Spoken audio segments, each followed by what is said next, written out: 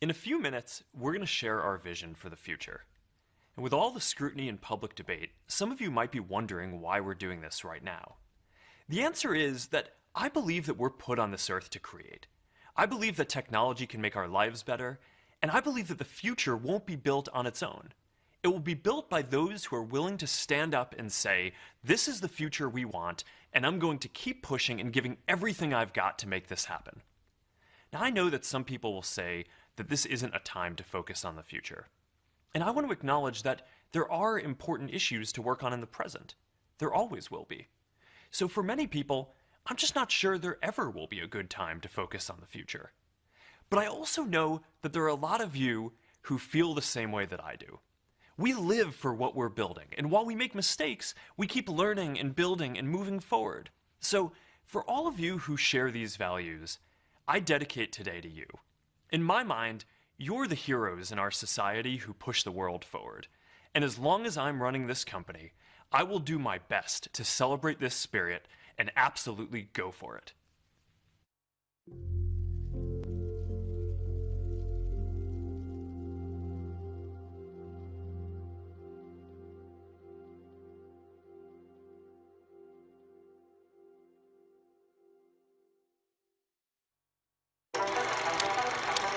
We always ask, where is the future going to take us? But the real question is, where are we going to take the future? There are no closed doors, no walls. Holy mackerel, this is unbelievable. We may have brain surgeons in Edinburgh operating on patients in New Zealand. You'll send emotions, feelings, memories. Imagine a world where we are represented the way we want to be.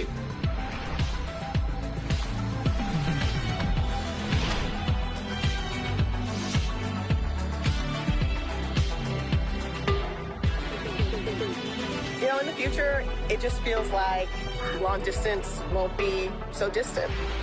There's a big frontier. Where do you want to go?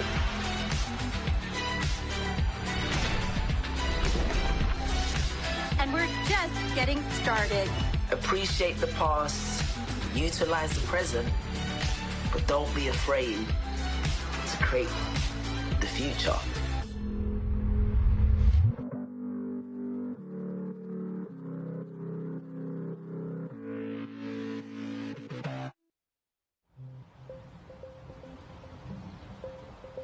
Hey, and welcome to Connect.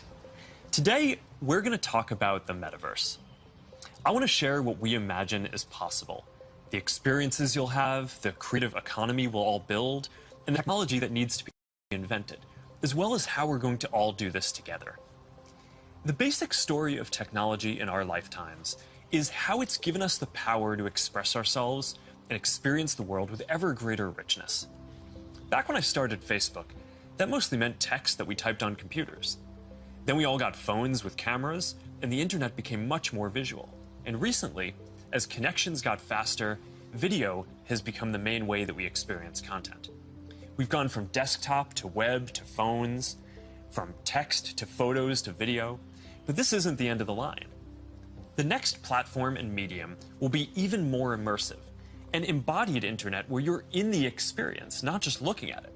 And we call this the Metaverse. And you're going to be able to do almost anything you can imagine.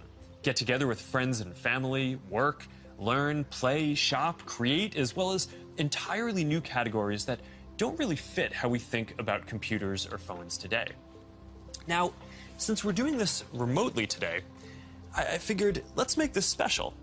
So we've put together something that I think is really going to give you a feeling for what this future could be like. We believe the Metaverse will be the successor to the mobile internet. We'll be able to feel present, like we're right there with people, no matter how far apart we actually are.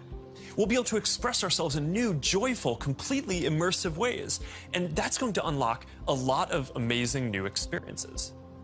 When I send my parents a video of my kids, they're going to feel like they're right in the moment with us, not peering through a little window. When you play a game with your friends, you'll feel like you're right there together in a different world, not just on your computer by yourself. And when you're in a meeting in the metaverse, it'll feel like you're right in the room together, making eye contact, having a shared sense of space, and not just looking at a grid of faces on a screen. That's what we mean by an embodied internet. Instead of looking at a screen, you're going to be in these experiences. Everything we do online today, connecting socially, entertainment, games, work, is going to be more natural and vivid. This isn't about spending more time on screens. It's about making the time that we already spend better. Screens just can't convey the full range of human expression and connection. They can't deliver that deep feeling of presence. But the next version of the internet can. That's what we should be working towards. Technology that's built around people and how we actually experience the world and interact with each other. That's what the metaverse is all about. Now, the best way to understand the metaverse is to experience it yourself, but it's a little tough because it doesn't fully exist yet. Some of the basic building blocks are here, though, and others are starting to emerge as we speak. We're starting to get a sense of how it could all come together and what it could feel like. So today we're going to do something a little bit different. Rather than just focusing on this year's products like a normal keynote, we're going to talk about the future. So let's start by exploring what different kinds of metaverse experiences could feel like, starting with the most important experience of all, connecting with people.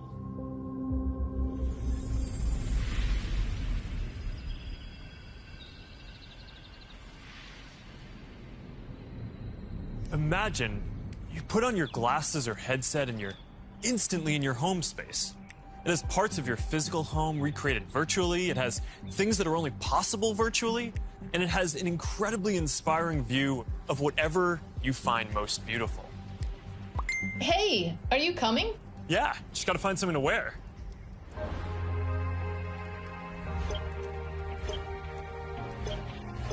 All right, perfect.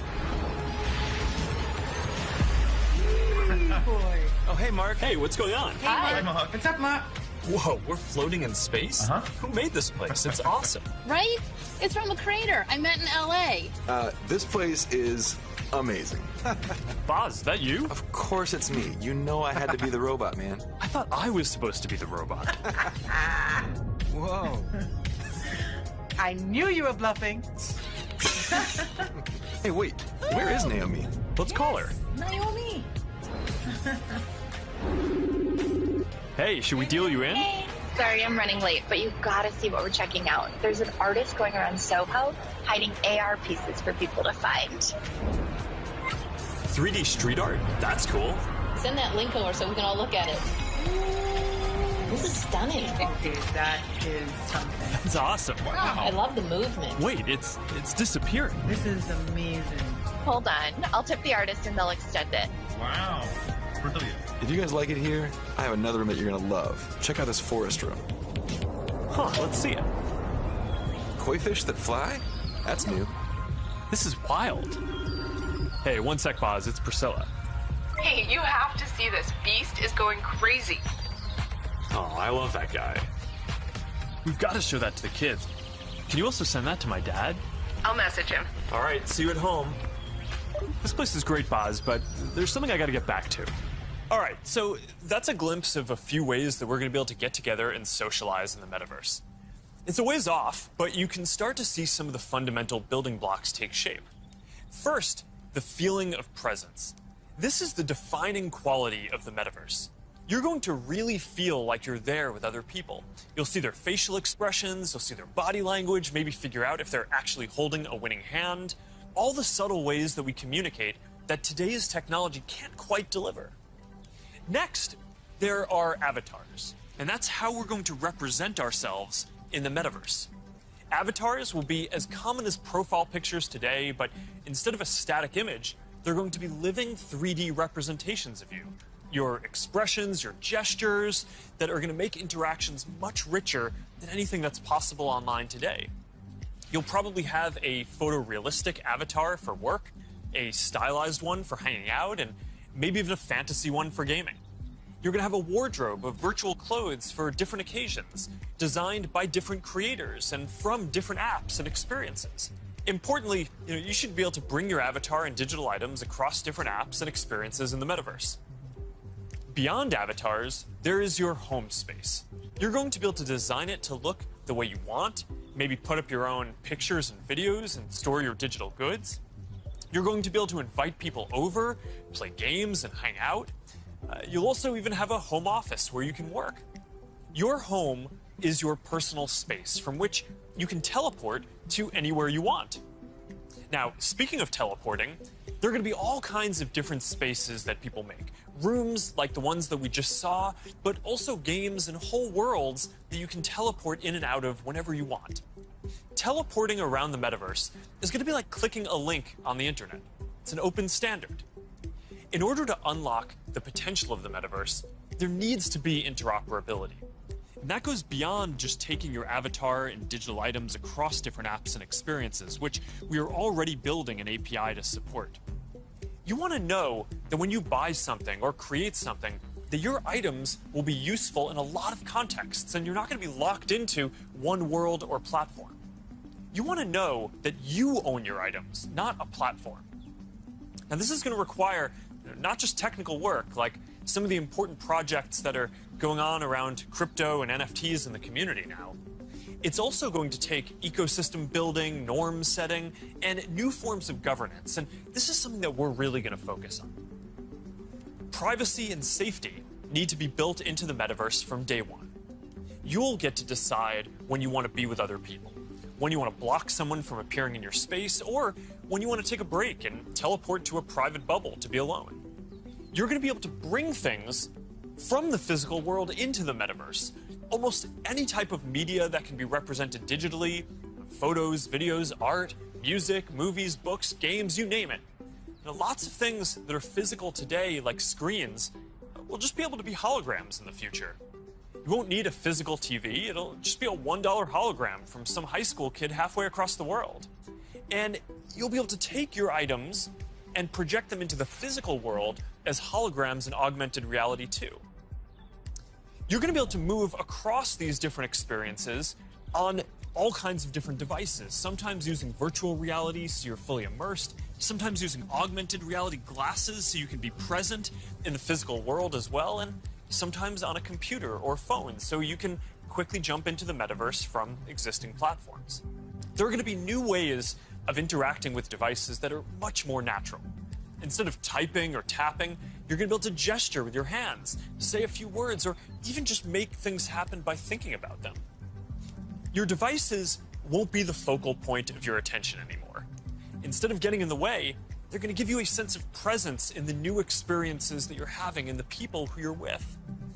And these are some of the basic concepts for the metaverse. And while this may sound like science fiction, we're starting to see a lot of these technologies coming together.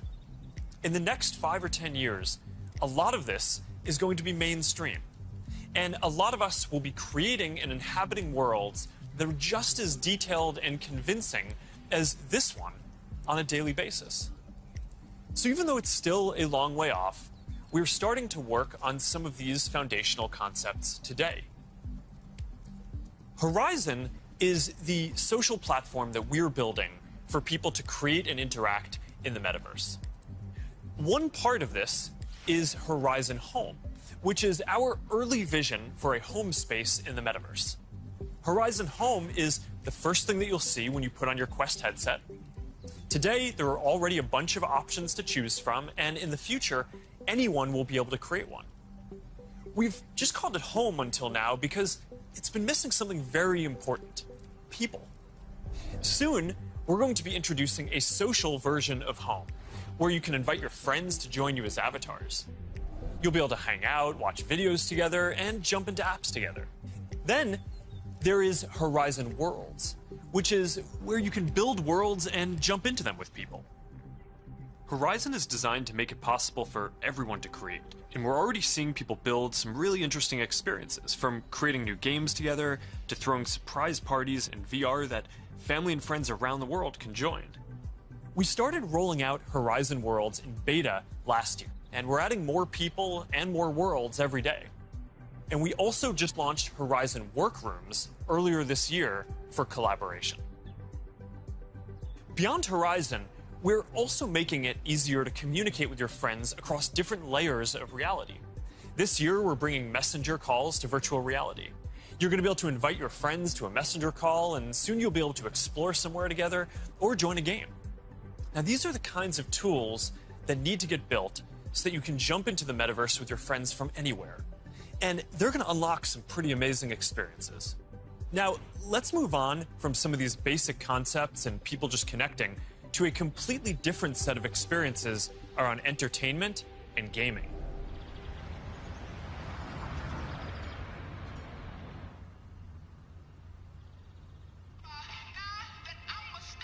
Imagine your best friend is at a concert somewhere across the world.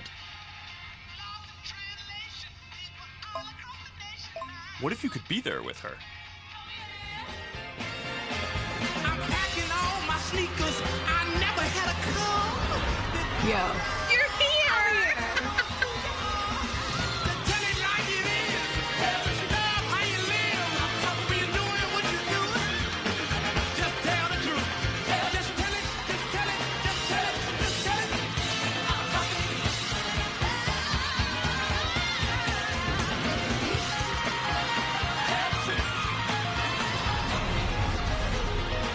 After party passes?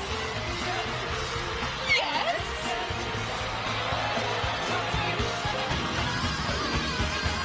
I want you to tell it like it is. Love how you live. When you're doing what you do. Just tell the truth.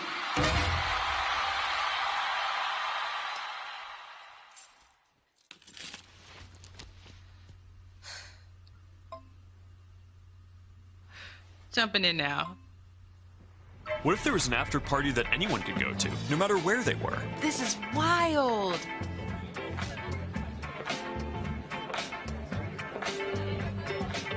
Hey, check this out. Charity auction happening. Oh, there's swag. And when you go to the after party, you could connect with other fans, hear new versions of your favorite songs, and check out the merch that just dropped. Ooh, I like that one. Well, now you've got to get it. You can start to see how the metaverse is going to enable richer experiences by letting us add new layers to the world that we can interact with. Creators and artists are going to be able to connect with their audiences in new ways and really bring them into these shared experiences. Now, there's a lot that needs to get built to create experiences like this, but we're working on some of these pieces right now with Spark AR. First, we're building tools that creators can use to place digital objects into the physical world and let people interact with them. And rather than just simple visual effects, new creator capabilities will support 3D objects that can respond and react realistically, including a realistic sense of depth and occlusion. In the next year, we're also adding the ability for creators to connect different physical locations into cohesive augmented reality storytelling experiences, like guided tours or scavenger hunts. We're also building a Horizon marketplace, where creators can sell and share 3D digital items. And our hope is that this will enable a lot more commerce and help grow the overall metaverse economy. Because at the end of the day, it is really the creators and developers who are going to build the metaverse and make this real. And to make sure that there's an ecosystem that can sustain hundreds of thousands of people working on this, which is what we're going to need to bring this to life, then it's critical that creators and developers can make a good living doing this work.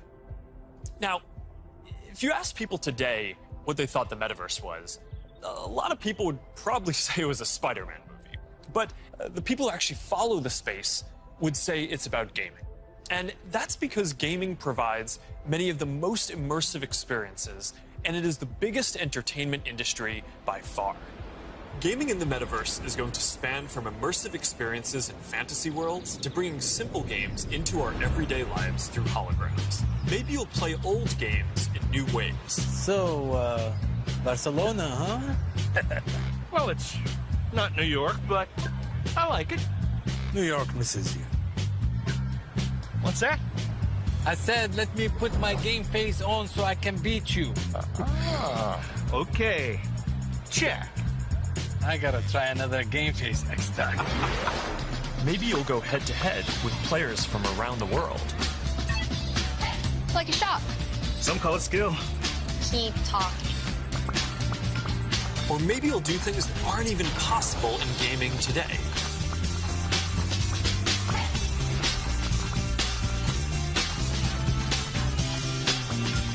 Hey, Mark, down for a VR foiling sesh? Now this is more my style. Classic look. All right.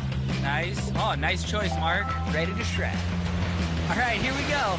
Whoa. Whoa, hang in there, Mark. That's not good. Hit this section, boom. All right, backflip. Yoo-hoo. I've got an idea. Hey, where are you going? Gotta pump it to jump it. What? I didn't even know that was an option. All right, you're not going to catch me now. Take that, unicorn. Oh, Tube City. Kai, you're out of control. Don't worry, I'll let you win next time. All good. Oh, that was a close one. You want to go again? Maybe later. I'm going to need a lot more sunscreen, though.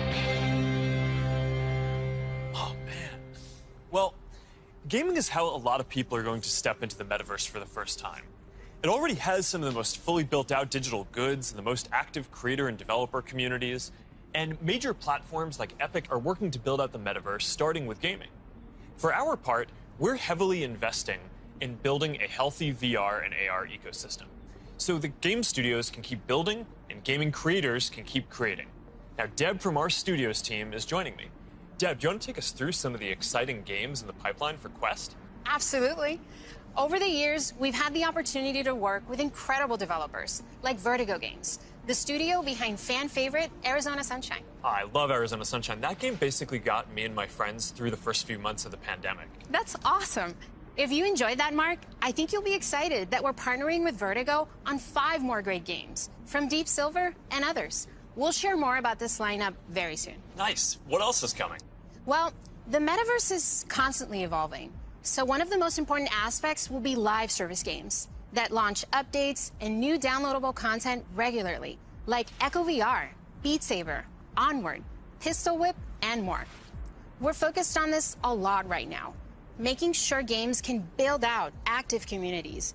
Beat Saber has a passionate community. Oh, I love Beat Saber. So do I. And Beat Saber just passed $100 million in lifetime revenue on Quest alone. It's a great example of a game that keeps releasing fresh content. They've actually been working on evolving the way that you interact with the tracks and feel the music. Also, the team has been working on something really cool. Check this out.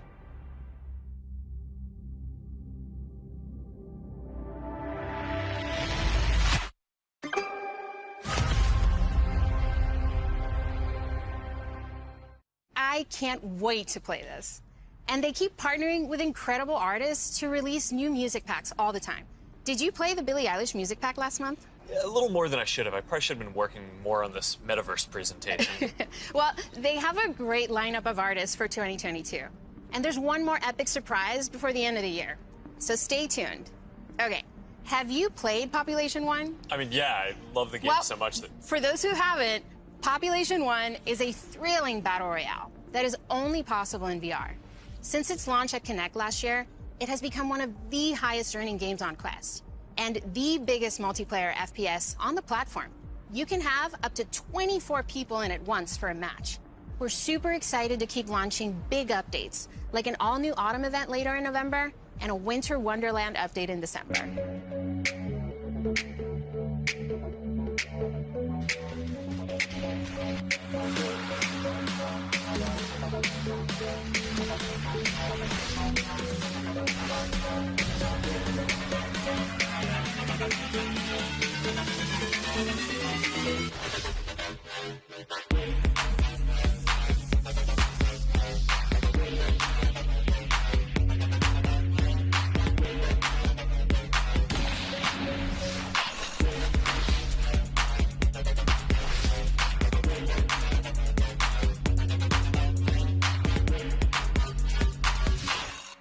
Okay, here's something I know our community has been waiting for. Lay it on us. All right, this is a title from the Warp Frog team. This is the team that set the standard for VR combat physics when it launched on Rift in 2019.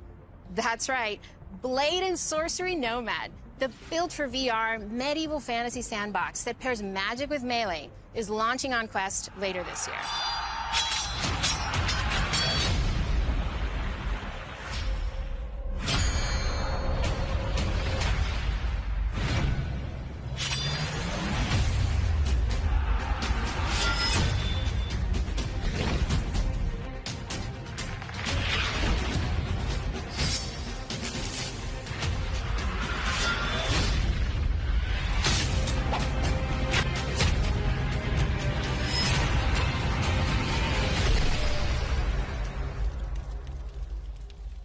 For more gaming updates, look out for the 2022 Oculus Gaming Showcase. It's going to be loaded with news you won't want to miss.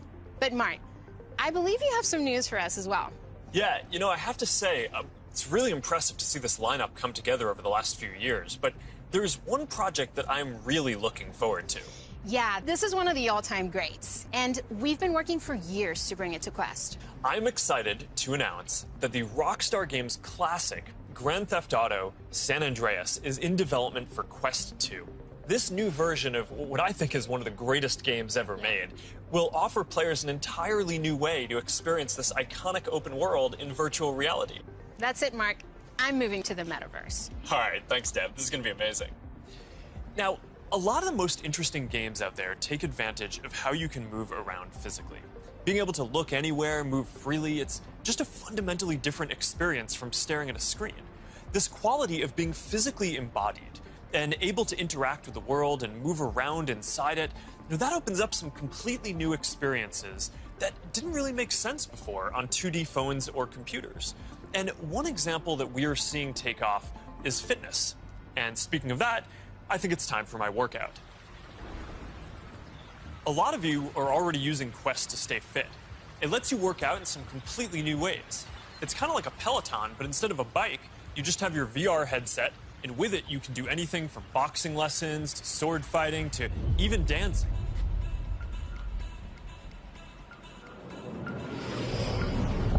You'll be able to work out in new worlds, even against an AI.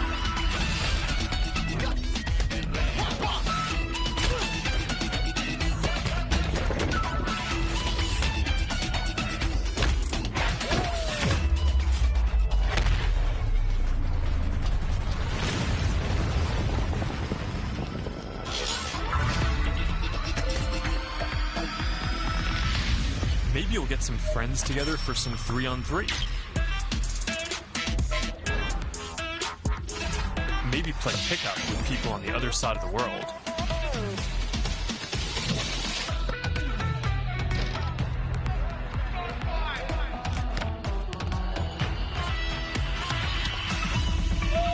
Or imagine your Facebook cycling group does an AR charity ride. Let's go! Complete with a leaderboard. Maybe you'll be able to train with the best, like you're right there with them. Like Lee Kiefer, Olympic gold medalist. On guard. Bench. Don't be scared this time.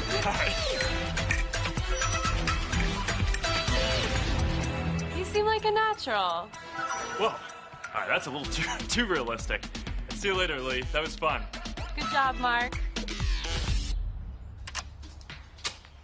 And that's what fitness will be like in the metaverse. Now, I think we're going to see a lot more unique experiences emerging around fitness that take advantage of the full immersion in interactive training. Speaking of which, Supernatural just added boxing to its lineup, FitXR has new fitness studios coming next year, and Player 22 by Rezel, which is currently used by pro athletes, is adding guided and hand-tracked bodyweight exercises soon. We're making a fitness accessories pack that makes Quest 2 more comfortable, with controller grips for when things get a bit intense and a facial interface that you can wipe the sweat off of, making your sessions more comfortable. And that's all coming next year. But enough with the fun and games. It's time for everyone's favorite, work. Over the last year and a half, a lot of us who work in offices have gone remote. And while I miss seeing the people I work with, I think remote work is here to stay for a lot of people. So we're going to need better tools to work together. Let's take a look at what working in the metaverse will be like. Imagine if you could be at the office without the commute. You would still have that sense of presence, shared physical space, those chance interactions that make your day all accessible from anywhere. Now imagine that you have your perfect work setup and you can actually do more than you could in your regular work setup. And on top of all that, you can keep wearing your favorite sweatpants. Looking good. Let's get together real quick for a debrief.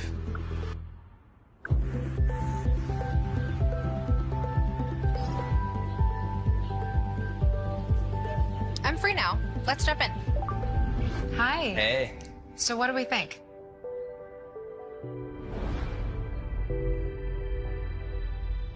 I think it's ready.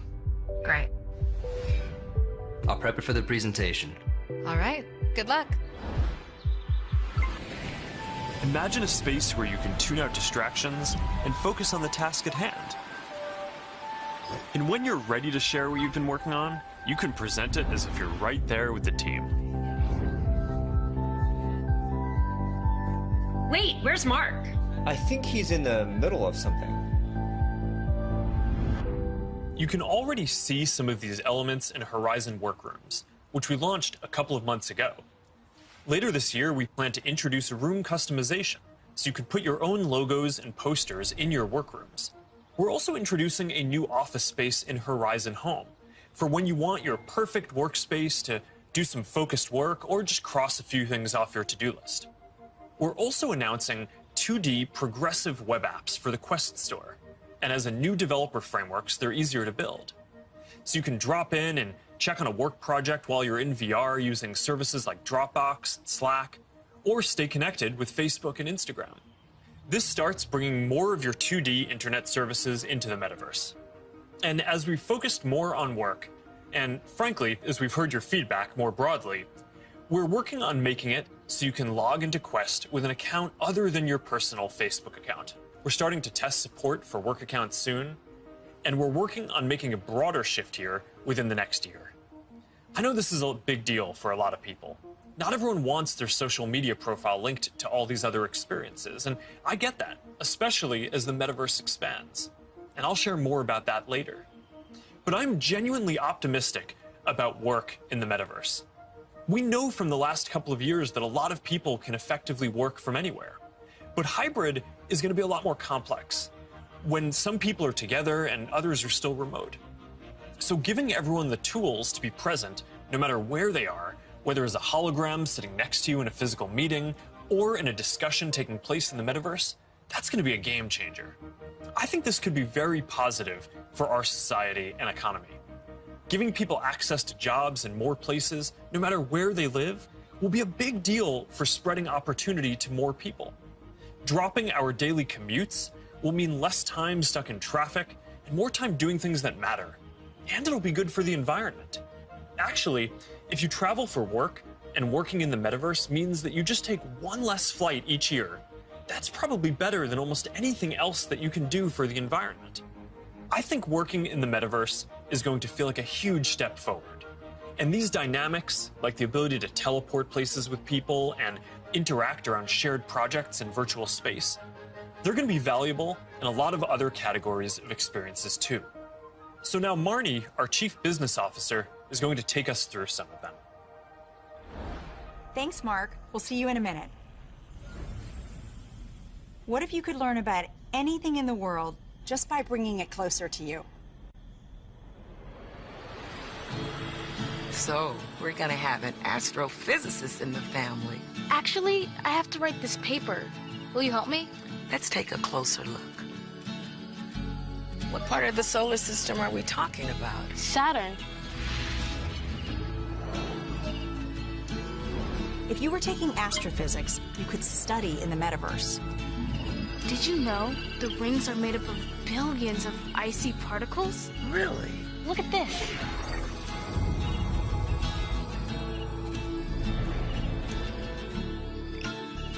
You ready to do that paper now, right? Yeah.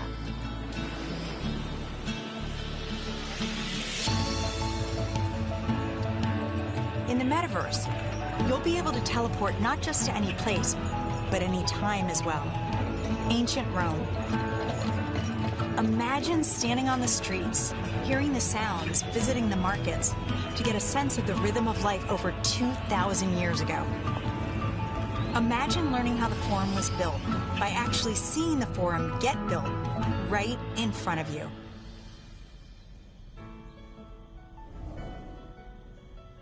Hi, everyone. I'm Marnie Levine. In the metaverse, learning won't feel anything like the way we've learned before. With a headset or glasses, you'll be able to pull up schematics if you're studying, or maybe even the service manual for a vehicle you're learning to repair. Let's say you're a med student or a doctor. With apps like OSO VR, you can learn new techniques in surgery firsthand, practicing until you get it right. Or if you're studying earth science, You could swim through the Great Barrier Reef, get up close to Earth's mightiest insects with your instructor, David Attenborough, whose VR documentary is playing now in Oculus TV. This is a world of intrigue, a world of wonder, a secret world hidden to the human eye. Explore the extraordinary world of Micro Monsters 3D with me, David Attenborough. This is just one of the ways we're going to learn in the future. But in order to get there, we're going to need to help build the skill sets of the people who build these experiences. So we're setting aside $150 million to train the next generation of creators to build immersive learning content and increase access to devices. And to help more creators make a living building AR effects using Spark AR, we're going to establish a professional curriculum and certification process, make it easier to monetize, and put our Spark AR curriculum on Coursera and edX. Thanks, Marnie. So that's a glimpse of the kinds of experiences that you might have in the metaverse. From connecting with friends, to gaming and entertainment, to work and education, and creation and commerce. Now, let's talk about how creators and developers are going to build all of this, and about the economy that we all need to create. The last few years have been humbling for me and our company in a lot of ways. One of the main lessons that I've learned is that building products isn't enough. We also need to help build ecosystems so that millions of people can have a stake in the future, can be rewarded for their work, and benefit as the tide rises, not just as consumers, but as creators and developers. But this period has also been humbling because as big of a company as we are, we've also learned what it is like to build for other platforms. And living under their rules has profoundly shaped my views on the tech industry. Most of all, I've come to believe that the lack of choice and high fees are stifling innovation, stopping people from building new things, and holding back the entire internet economy. We've tried to take a different approach. We want to serve as many people as possible, which means working to make our services cost less, not more. Our mobile apps are free. Our ads business model is an auction which guarantees every business the most competitive price possible. We offer our creator and commerce tools either at cost or with modest fees to enable as much creation and commerce as possible. And it's worked. Billions of people love our products. We have hundreds of millions of businesses on our platform, and we have a rapidly growing ecosystem and a thriving business. That's the approach that we want to take to help build the metaverse too. We plan to continue to either subsidize our devices or sell them at cost to make them available to more people. We'll continue supporting sideloading and linking to PCs so consumers and developers have choice rather than forcing them to use the Quest store to find apps or reach customers. And we'll aim to offer developer and creator services with low fees in as many cases as possible so we can maximize the overall creator economy, while recognizing that to keep investing in this future, we'll need to keep some fees higher for some period to make sure that we don't lose too much money on this program overall. After all, while a growing number of developers are already profitable, we expect to invest many billions of dollars for years to come before the metaverse reaches scale.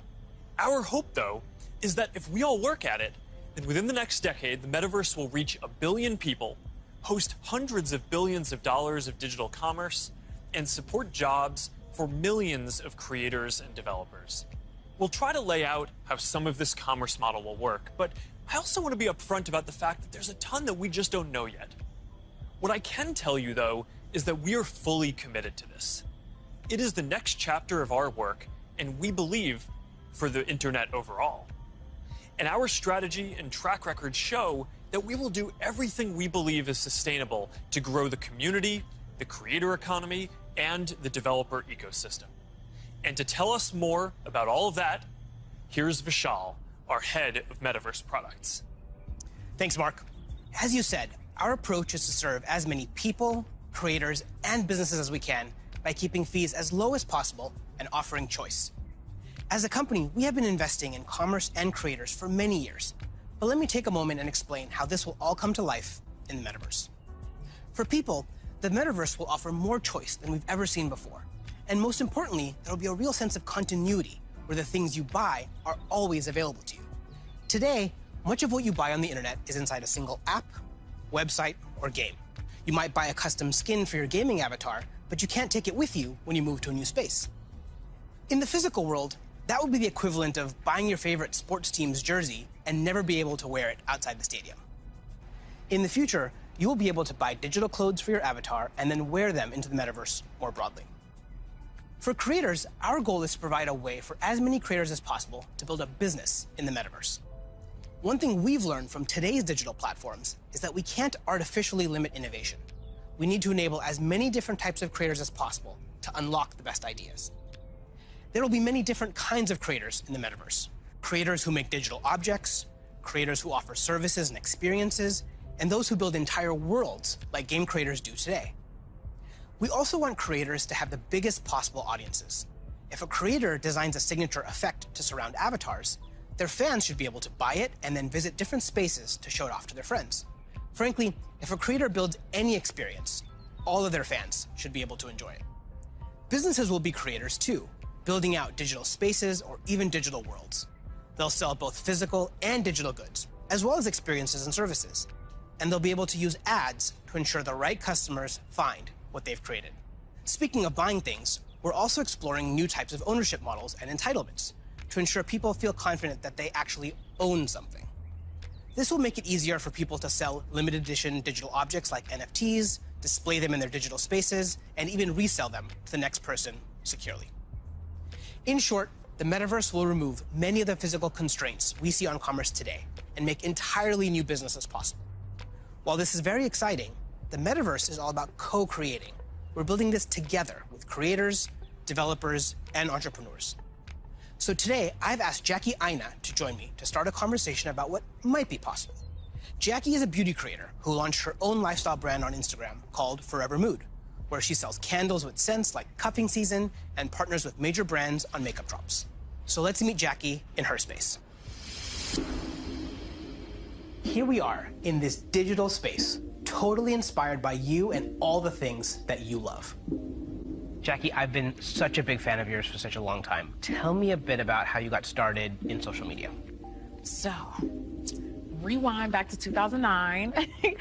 As it pertains to like beauty, I would go to like a makeup counter or go makeup shopping, and I always felt rejected, always felt othered. So I got so frustrated that eventually I was like, you know what? Not only am I gonna like not listen to them, but I'm gonna show other people how I'm making it work with my skin tone too. How did you go from creating content, creating videos, to a product? You just, have a brand called Forever Mood. It's huge on Instagram shopping. So Forever Mood was not only a bit of a love letter to me and my relationship with my mom. That's how we bond, was through fragrance ever since childhood. But it's been doing amazing, and we've actually been getting a lot of support. Jackie, this space is pretty magical, and I know it kind of reflects the stuff you love. Like, tell me a bit about what you love and why this represents you.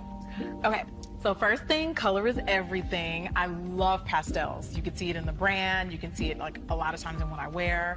With the metaverse, when we're curating collections or even just brainstorming, this would be a great way to like gather us all together and literally kind of create atmospheres and environments and moods to just kind of enhance creativity. And then if I can invite people, it would be like inviting them in my home. You know what I mean? It'd be like bringing them into a piece of me. So I would want them to feel some of the things that I feel when I step into my house or when I light my candles.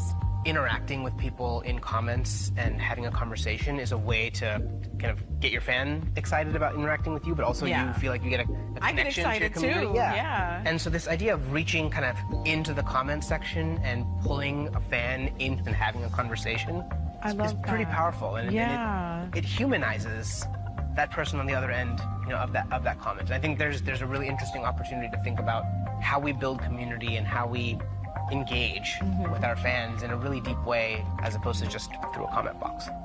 Imagine for your biggest fans, you could have an exclusive launch party where anyone could visit, no matter where they were in the world. I love that, because when we first launched the brand, everything was shut down because obviously quarantine, couldn't go anywhere. And I had this idea of doing like pop-ups for Forever Mood where we would have a room inspired by each scent. And now, anyone from anywhere in the world could come and feel what you just described. Have that feeling, have that sense, really get into that mood. Also, you have your greatest fans, the people that care a lot about you, the ability to reach new customers, use advertising to keep growing your business. And you could also drop an exclusive product in the metaverse, where only available to your most ardent fans who paid special access to get to that product. That's dope. Commerce is going to be a big part of the metaverse. You'll be able to sell both digital and physical products. The butterfly effect transports us someplace magical.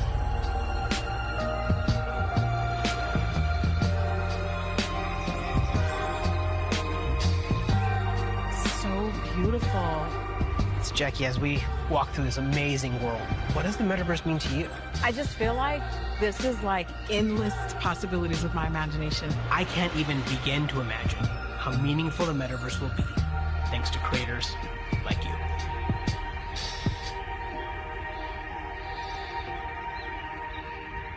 There's a lot here to be excited about.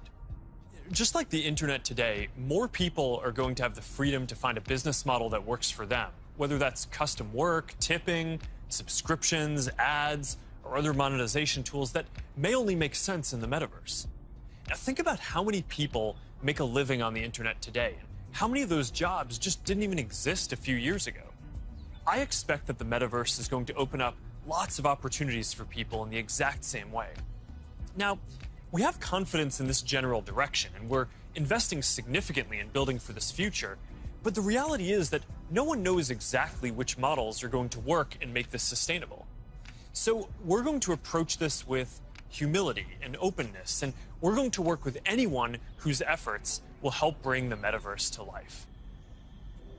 So now Boz is going to join us to talk about what people are already building for the metaverse and what kinds of tools we can create to help out. Hey Boz, I'm still kind of jealous of your robot avatar. Yeah, man, you gotta have the robot when you're working your dance moves, right?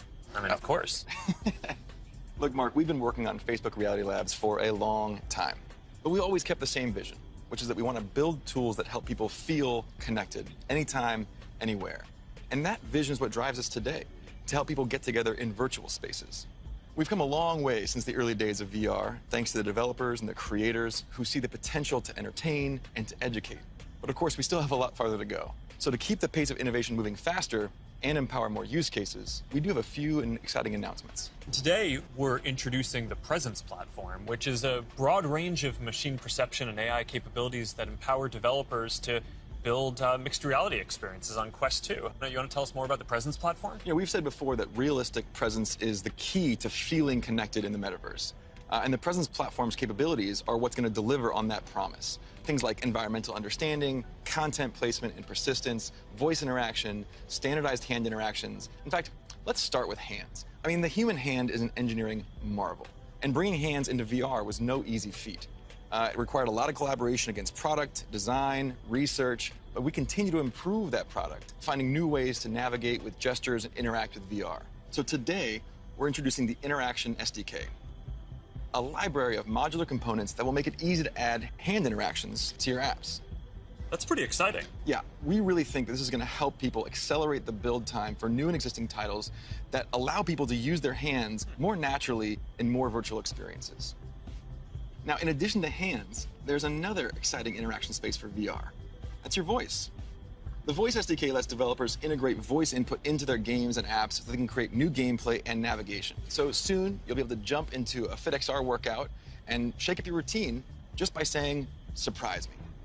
Oh, yeah, I've tried this one before. This one's really tough. Yeah, me too. It is. Since we launched the Pass-Through API, we've already seen breakthrough experiments from developers that blend the virtual and the real world.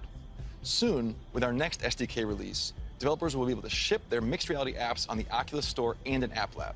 Now, of course, access to pass-through by itself is not enough. To achieve that rich mixed reality experience, apps also need to be aware of things in the room, and, blend the virtual objects with the physical environment around them so they can coexist in the same space. So developers want to be able to place, persistent world-locked content like animated holograms or your Instagram feed in your real space. And tools like spatial anchors and scene understanding capabilities will help make these mixed reality experiences feel seamless. Now, I'd gladly nerd out with you on the technical details of this with you. I know. But I think it's better to show you. Load the world beyond. This is Oppie. Oppie, come on, Oppie. Who is a good persistent state virtual object layered on an interactive pass-through environment? Oh, you are. Yes, you are. Oppie, sit. Pets in the metaverse, man. Just as stubborn as they are in the physical world. You know, Boz, I always really wanted a forest in my living room. Did you? Not really. I'm looking forward to how developers are going to be able to build a new generation of mixed reality experiences on Quest 2. And it also gives us a glimpse of the kind of worlds that people are going to be able to build. Now let's talk about augmented reality.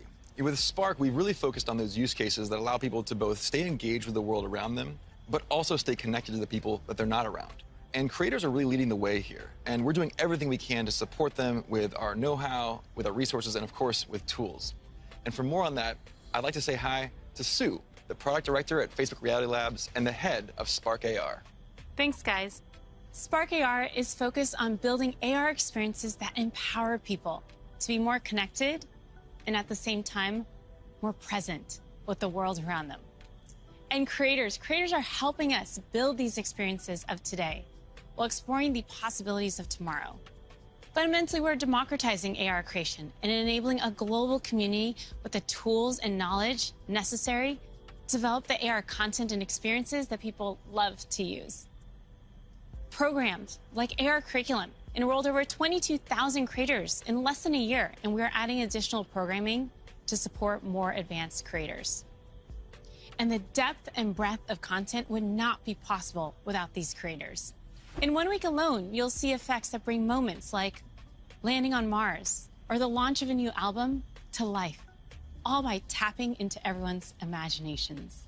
We're also powering experiences across Facebook, so imagine playing that AR battleship game from your phone with a friend in the metaverse or on an augmented call. How cool, right?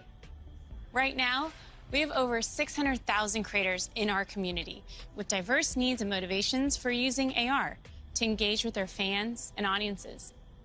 We know people, more than 700 million monthly across the Facebook family of apps, are already using AR a ton. We see over 80 billion effects applied per month, and we want to make it even easier for anyone to find their spark. So we created a tool, codenamed Polar, that makes AR creation possible for novice creators who have no prior experience in art, 2D or 3D design, or programming. Think paint by numbers. So creators whose first love might be photography, video, or dance can enhance their content for their own special effects. And that's an important piece of this vision and this community. It's open to anyone and everyone who's curious. And the metaverse is well positioned to be a strong digital economy for creators from all walks of life. This is primitive to a functioning metaverse. And we want to make sure creators are ready to share their creativity and capitalize on this emerging opportunity from day one. Thanks, Sue. So that's some of the software platform that needs to get built to deliver the metaverse. But there are other important considerations here too. Hey, Nick. Hey, Mark. Hope I'm not interrupting. You got a sec? Have you got Oppie with you? I think Oppie's still in the virtual forest, but I always have time for you. What's going on? Look, I just love the presentation so far. It's such visionary stuff. But as you mentioned early on, with all big technological advances, there are inevitably going to be all sorts of challenges and uncertainties. And I know you've talked about this a bit already, but people want to know how we're going to do all this in a responsible way, and especially that we play our part in helping to keep people safe and protect their privacy online. Yeah, that's right. This is incredibly important. The way I look at it is that in the past, the speed that new technologies emerged sometimes left policymakers and regulators playing catch-up. So on the one hand, companies get accused of charging ahead too quickly, and on the other, tech people feel that progress can't afford to wait for the slower pace of regulation. And I really think that it doesn't have to be the case this time round, because we have years until the metaverse we envision is fully realized. So this is the start of the journey, not the end. Like I said earlier, interoperability, open standards, privacy, and safety need to be built into the metaverse from day one. And with all the novel technologies that are being developed, everyone who's building for the metaverse should be focused on building responsibly from the beginning. This is one of the lessons that I've internalized from the last 5 years. It's that you really want to emphasize these principles from the start. So at Connect last year, Boz outlined our responsible innovation principles, and the first one was never surprise people. Right, and that means being transparent about how things work, what data is collected, and how that data is used over time. It also means giving people easy-to-use safety controls, as well as age guidance and parental controls for when youngsters are using these products. And we're spending a lot of time talking with experts and getting perspectives from outside the company on what we're building, even before we build it. And this is about designing for safety and privacy and inclusion before the products even exist. And one example is what we're doing with Project Aria, our research device that helps inform the AR glasses that we're building. We're also funding external research on this. You know, last year we announced grants for research on the impact of AR, VR, and smart devices on people who aren't currently using them, especially communities whose perspectives have often been overlooked, as well as best practices for creating inclusive environments in virtual spaces. And this year, we're opening up support for even more research, because we need those independent perspectives to make sure that we're living up to another one of our principles: consider everyone. And that point is so important, because this is a collaborative exercise. And in particular, we need to make sure the human rights and civil rights communities are involved. So these technologies are built in a way that's inclusive and empowering. One of the advantages of starting right now is that we can collaborate with people at the very early stages of development, like what we're doing through the new fund that you announced a few weeks ago. Yeah, the XR Programs and Research Fund. It's a 2-year, $50 million investment in programs and external research with organizations all over the world, like Howard University, Women in Immersive Tech, Africa No Filter, and universities in Seoul, Hong Kong, and Singapore. And this is crucial because, as we've said, the metaverse isn't something we're building so much as it's something we're building for. Across the industry, we need to bring that same imagination and commitment to building for interoperability, openness, safety, and privacy as we do for all the other product aspects of the metaverse.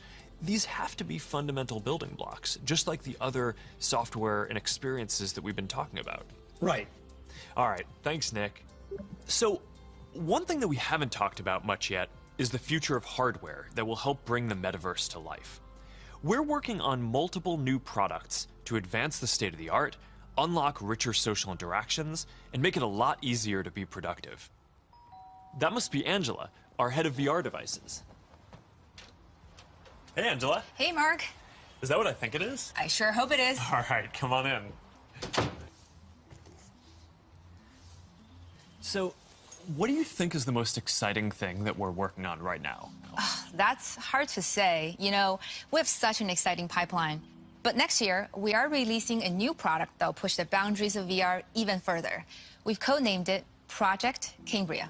So, this isn't the next Quest. It's going to be compatible with Quest, but Cambria will be a completely new, advanced, and high-end product, and it'll be at the higher end of the price spectrum, too. Our plan here is to keep building out this product line to release our most advanced technology before we can hit the price points that we target with Quest. All right, so let's talk about some of the new advances here. Yeah, sure. There's a ton of new tech going into Cambria. For example, your avatar will be able to make natural eye contact and reflect your facial expressions in real time. This way, people you're interacting with will have a real sense of how you're actually feeling. It does mean building more sensors into a form factor that's comfortable to wear for a while. And because we want VR to be for everyone, we also have to make sure avatars represent a diverse set of human facial features and skin tones, as well as paying attention to things like glasses and beards that might get in the way of some of the sensors. So that's going to be a big step forward for social presence, and I'm really glad that we're focused on making it inclusive from the start. Now, what about unlocking more mixed reality experiences? I mean, imagine working at your virtual desk with multiple screens while seeing your real desk so clearly that you can pick up a pen and write notes without taking your headset off. Or, you're doing a workout with a virtual instructor in your living room. It's going to be so cool.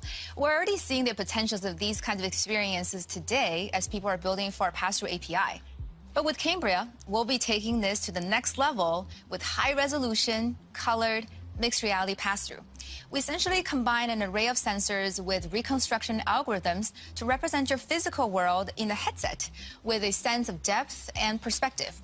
Now, we're still a ways away from exactly matching what our eyes see in the physical world, but we're pretty encouraged by how far we've been able to advance the pass-through experience so far. Definitely, but we also need to push the visuals to the next level. So let's talk about the progress that we're making on optics. Yeah, we're pushing the limits of display technology and form factor with something called pancake optics. They essentially work by folding light several times over to achieve a slimmer profile than current lenses. Now, with several optical layers, we'll need to precisely control every aspect of design and fabrication to achieve that high-quality, artifact-free display and really just deliver the best optics ever in one of our headsets. That's pretty awesome. But let's make sure that we leave some of the good stuff for next year's release, too. All right, now, I'm excited to keep building out this new product line over future generations so we can keep getting our most advanced technology into people's hands even before we can get it into our Quest product line. That's our goal. We're starting to work with developers to build experiences for Cambria as we speak, and we're looking forward to sharing so much more with y'all next year. Sounds good. Now, beyond virtual reality, we are also focused on the hardware to make true augmented reality possible. In a lot of ways, augmented reality is even harder, not just because we need to invent a completely new optical stack that's not based on screens, but because we basically need to fit a supercomputer into a pair of normal-looking glasses. So we're approaching this problem from two directions. First, how much technology can we pack into a pair of normal, great-looking glasses today? And second, how do we take the long-term tech stack to do everything and keep miniaturizing and improving it until it fits into a pair of normal, good-looking glasses? On the first path, last month we launched Ray-Ban Stories, our first smart glasses in partnership with EssilorLuxottica. They're not full AR glasses yet, but they let you take pictures and videos, listen to music, and take phone calls while you're out looking at the world instead of down at your phone. And we built leading privacy features into the glasses, like the LED light whenever you're recording, which phones don't even have. And we delivered this in the iconic Ray-Ban style for just $299. These are all steps along the path to an embodied internet. But the ultimate goal here is true augmented reality glasses. And we've been working on that too.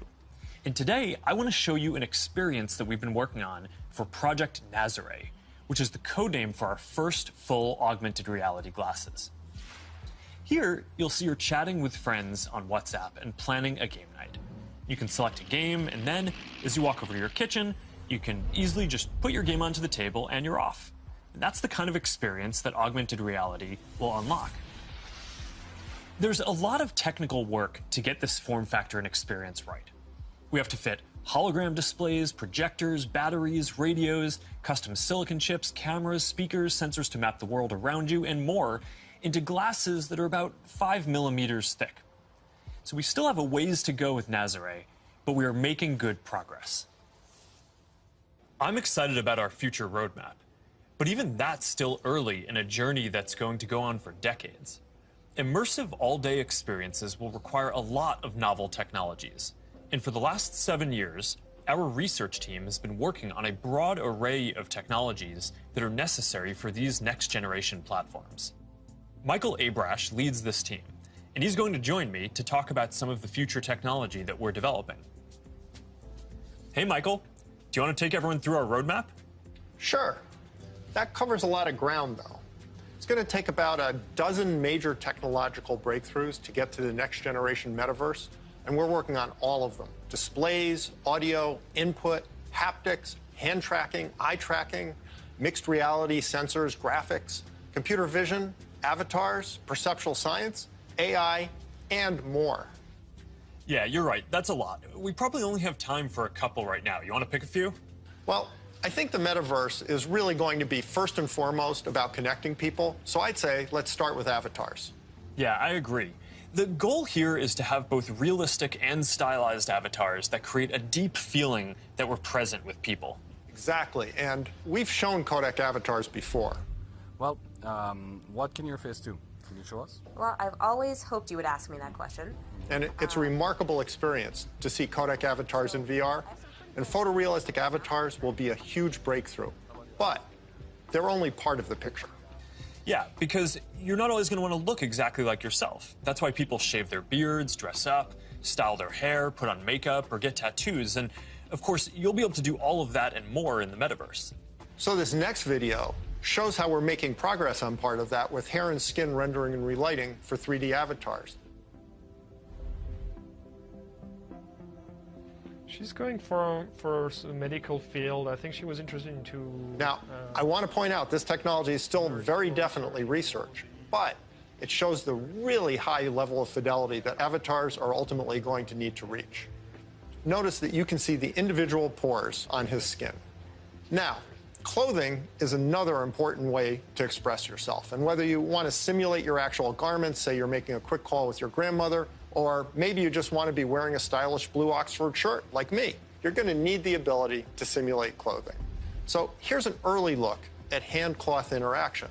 And you can see how the movement of the cloth when the hand touches and stretches it is really remarkably accurate. Now, to use your avatar to teleport to a meeting or sit down for a chat in the metaverse, you'll also need realistic virtual spaces to be with people in. So let's look at that.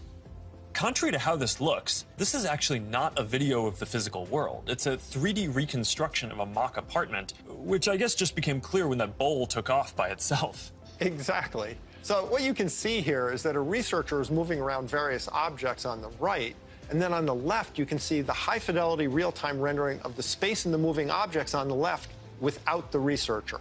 So what's critical here is that this is all happening in real time. That's what's novel here, and that's what differentiates it from CGI. So what we've seen so far is pretty awesome, but we all know what we want. We want the whole package, a full-body avatar in a virtual environment, so you're just there. Last year, we showed our very first full-body codec avatar at Connect. Here to tell you more about our progress since then is Yasser Sheikh. Hi there. My name is Yasser, and I direct the Facebook Reality Research Lab in Pittsburgh. Well, that's not completely true. What you're seeing is actually a rendering of my pre-recorded codec avatar. Over the past couple of years, we've made quite a bit of progress with codec avatars. My avatar can now look left, look right, look up, look down, make facial expressions. Here, you can see Elaine is in VR on the right. You can see her view of Yasser's avatar and the reconstructed real-world space that it's in on the left as she moves around the avatar. What you see on the left is an entirely virtual reconstruction.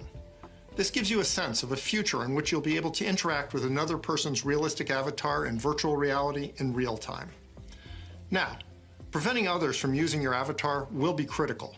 That's why, even though this is early stage research, we're already thinking about how we could secure your avatar, whether by tying it to an authenticated account or by verifying identity in some other way.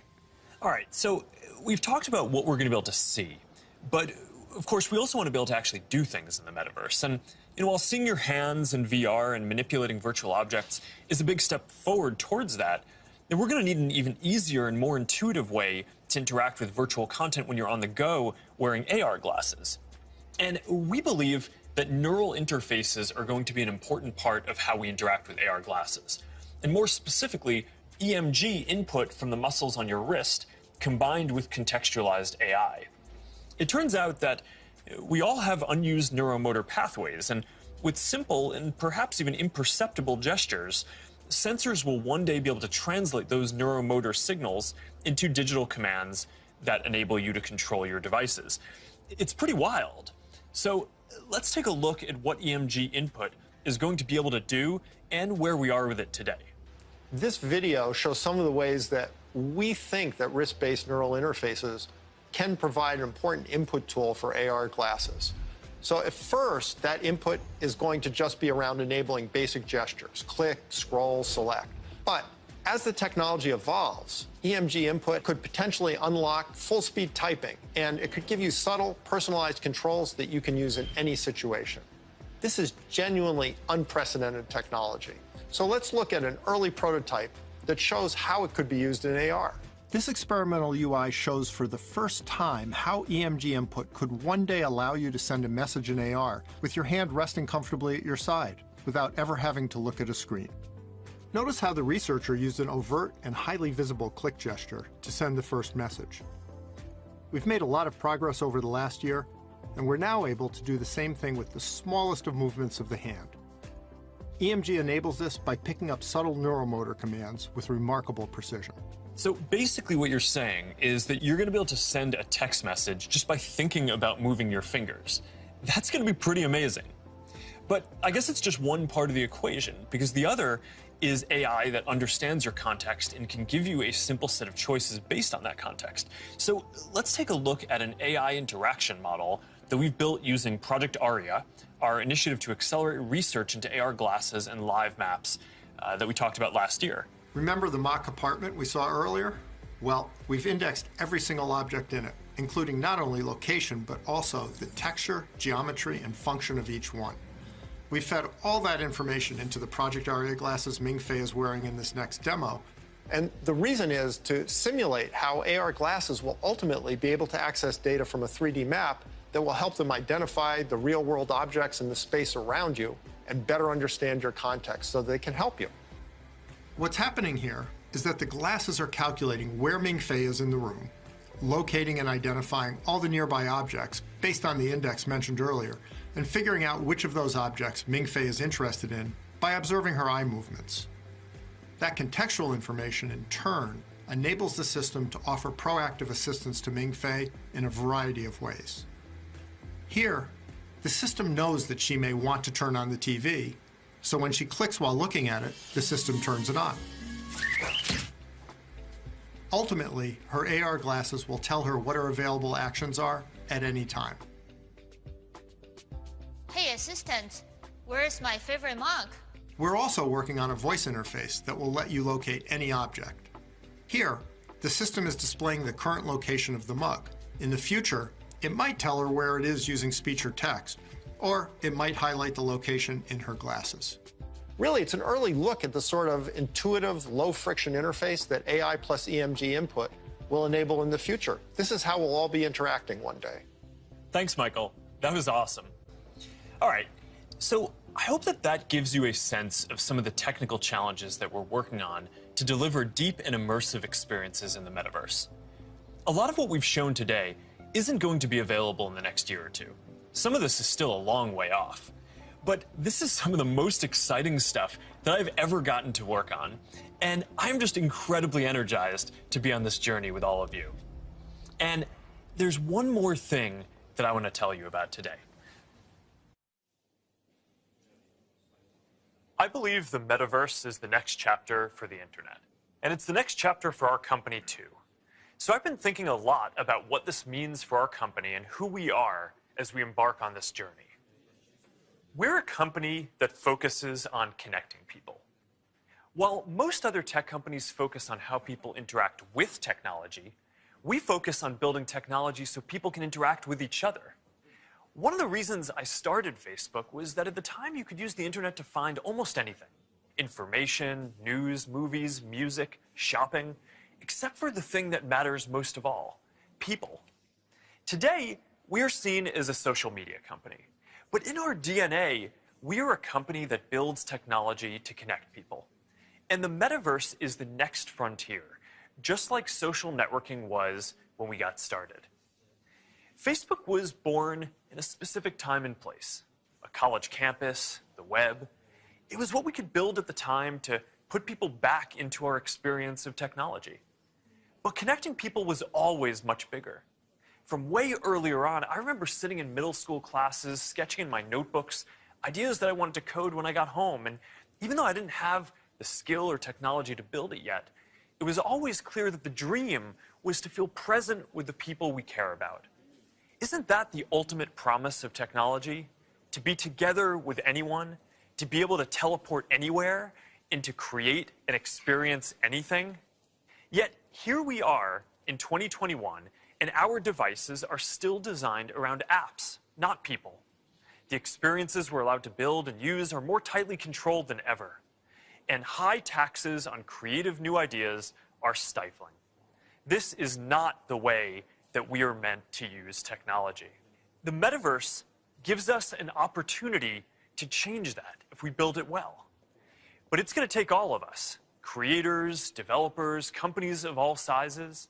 Together, we can finally put people at the center of our technology and deliver an experience where we are present with each other. Together, we can create a more open platform with more ways to discover experiences and more interoperability between them. And together, we can unlock a massively bigger creative economy. I know the internet story isn't straightforward. Every chapter means new voices and new ideas, and yes, there will be challenges and risks and disruption of established interests. But there will also be opportunities and benefits that we can't even imagine yet. For connection, for creation, for learning, and joy. We'll all need to work together from the beginning to bring the best possible version of this future to life. A future where, with just a pair of glasses, you will be able to step beyond the physical world and into the kinds of experiences that we have talked about today. I've been thinking a lot about our identity as we begin this next chapter. Facebook is one of the most used products in the history of the world. It is an iconic social media brand. But increasingly, it just doesn't encompass everything that we do. Instagram, WhatsApp, Messenger, Quest, now Horizon, Nazare, and more. Building our social media apps will always be an important focus for us. But right now, our brand is so tightly linked to one product that it can't possibly represent everything that we're doing today, let alone in the future. Over time, I hope that we are seen as a metaverse company. And I want to anchor our work and our identity on what we are building towards. We just announced that we are making a fundamental change to our company. We're now looking at and reporting on our business as two different segments. One for our family of apps, and one for our work on future platforms. And as part of this, it is time for us to adopt a new company brand to encompass everything that we do. To reflect who we are and what we hope to build, I am proud to announce that starting today, our company is now Meta. Our mission remains the same. It's still about bringing people together. Our apps and their brands, they're not changing either. And we are still the company that designs technology around people. But now we have a new North Star to help bring the metaverse to life. And we have a new name that reflects the full breadth of what we do and the future that we want to help build. From now on, we're going to be Metaverse first, not Facebook first. That means that over time, you won't need to use Facebook to use our other services. And as our new brand starts showing up in our products, I hope that people come to know the Meta brand and the future that we stand for. I used to love studying classics, and the word meta comes from the Greek word meaning beyond. For me, it symbolizes that there is always more to build. There is always a next chapter to the story. And for us, that's a story that started in a dorm room and grew beyond anything we could imagine, into a family of apps that people use to find one another, to find their voice, to start businesses and communities and movements that have changed the world.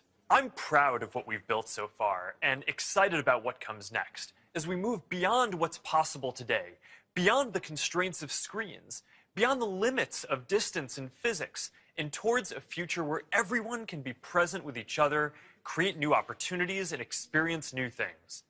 It's a future that is beyond any one company, that will be made by all of us. We've built things that have brought people together in new ways. We've learned a lot from struggling with social issues and living under closed platforms. And now it is time to take everything that we have learned and help build the next chapter. I am dedicating our energy to this more than any other company in the world, And if this is the future that you want to see, then I hope that you will join us, because the future is going to be beyond anything we can imagine.